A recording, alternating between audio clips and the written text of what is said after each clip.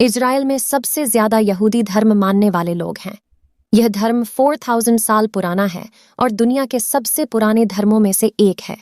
माना जाता है कि इसी से इस्लाम और ईसाई धर्म का भी उदय हुआ है। यहूदी धर्म का उदय पैगंबर अब्राहम या इब्राहिम से हुआ माना जाता है, जो ईसा से 2000 साल पहले हुए थे।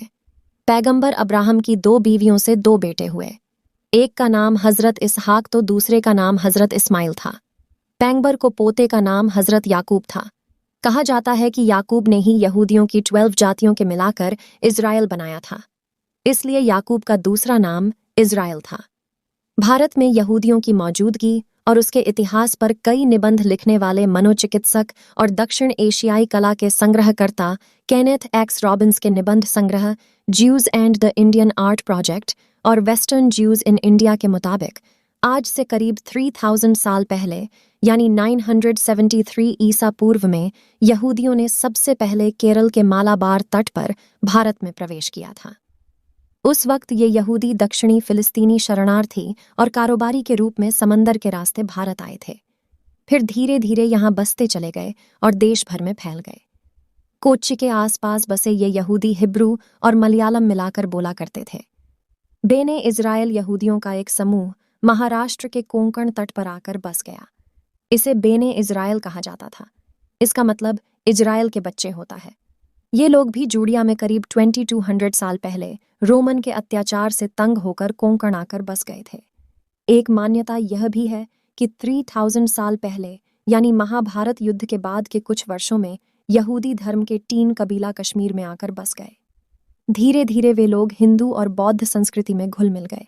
बाद में उनके वंशज मुसलमान बन गए। चेन्नई के यहूदियों का एक जत्था मद्रास के तट पर भी आकर बसा। ये लोग 17वीं सदी में भारत आकर बसे। ये लोग पुर्तगाल से भागकर यहाँ आए थे। इन लोगों ने यहाँ आकर हीरे जवाहरात और कीमती पत्थरों के खनन और मूंगों के कारोबार का काम शुरू किया था। इन लोगों ने व्यापार के जरिए यूरोप से अपना संबंध बनाए रखा था। कुछ यहूदी देश के उत्तर पूर्वी इलाके में भी बसे, जिन्हें बनी मेनाशे कहा जाता था। हाल के दिनों में इनकी बड़ी आबादी इजराइल पलायन कर चुकी है, लेकिन जो भारत में रह गए उन लोगों ने भारतीय जीवन शैली को अपना लिया है। बगदादी यहूदी यहूदियों के एक किस्म को बगदादी यहूदी या मिजराही यहूदी कहे जाता है, जो करीब 300 साल पहले यानी 18वीं सदी में समंदर के रास्ते आकर कलकत्ता और मुंबई में आकर बस गए थे। यहूदियों का यह तबका पढ़ा लिखा और मेहनतकश था, जो बहुत ही जल्दी यहाँ समृद्ध और धनी हो गया था। ये लोग मराठी, हिंदी और बांग्ला बोलना जानते थे। ये लोग मुंबई के आसपास के शहरों पुणे थाने में भी बस गए थे। इन लोगों ने ब्रिटिश राज में नौकरी करनी शुरू कर दी थी। इनके जिम्मे सेना और प्रशासन का काम होता था। क्या था कारोबार? बगदादी यहूदी 8वीं से 10वीं शताब्दी तक अब्बासिद खलीफा के दौरान व्यापार में भी लगे हुए थे। वे व्यापारिक उद्देश्यों के लिए जहाज से यात्रा करते थे। बगदादी यहूदियों में सबसे प्रसिद्ध और धनी ससून राजवंश था, जिसने चीन के साथ अफीम का व्यापार कर बहुत लाभ कमाया था और बाद में भारतीय कपास का कारोबार करने लगा था। 1860 के दशक के दौरान जब अमेरिकी कपास की आपूर्ति बाधित हो गई थी, तब लंकाशायर के मिलों को भारतीय कपास बेचने लगा था। इससे भी इन लोगों ने खूब पैसा कमाया था। अब कहाँ अधिकांश यहूदी 1948 में जब इजराइल एक देश बना, तब करीब 80,000 भारतीय यहूदी वहां जाकर बस गए।